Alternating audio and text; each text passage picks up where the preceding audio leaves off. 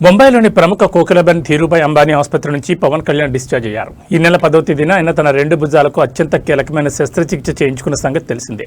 Surgery అనంతరం వైద్యుల పర్యవేక్షణలో 4 రోజుల పాటు పూర్తి విశ్రాంతి తీసుకున్న ఆయన తాజాగా కోలుకుని తన నివాసానికి చేరుకున్నారు. పవన్ కళ్యాణ్ గత కొంతకాలంగా భుజాల నొప్పితో ఇబ్బంది పడుతున్నారు. ఈ క్రమంలోనే ముంబైలోని కోకిలబెన్ ధీరుభాయ్ అంబానీ ఆసుపత్రిలో చేరిన ఆయనకు నిపుణులైన వైద్య బృందం ఈ నెల 10న 2 భుజాలకు సర్జరీని విజయవంతంగా పూర్తి చేసింది. శస్త్రచికిత్స అనంతరం ఆయన ఆరోగ్యం క్రమంగా మెరుగుపడడంతో బుధవారం ఉదయం ఆసుపత్రి వర్గాలు ఆయన్ను డిశ్చార్జ్ చేశాయి. గత ఎన్నికల ప్రచార సమయం నుండి ఎడతెరిపి లేకుండా రాష్ట్ర వ్యాప్తంగా పర్యటిస్తూ భుజాల నొప్పితో తీవ్రంగా బాధపడుతున్న ప్రజాక్షేత్రంలో పవన్ కళ్యాణ్ పడ్డ కష్టాన్ని గుర్తు చేసుకుంటూ ఆయన త్వరగా కోలుకోవాలని కూటమి శ్రేణులు జన సైనికులు పెద్ద ఎత్తున పూజలు నిర్వహించారు. ప్రస్తుతం నివాసానికి చేరుకున్న డిప్యూటీ సీఎం వైద్యుల సూచనల మేరకు మరికొన్ని రోజుల పాటు పూర్తిగా విశ్రాంతి తీసుకోనున్నారు. ఆ తర్వాత ఆయన తిరిగి అమరావతిలో తన అధికారిక అడ్మినిస్ట్రేటివ్ బాధ్యతలను స్వీకరించనున్నట్లు క్యాంప్ ఆఫీస్ వర్గాలు వెల్లడించాయి.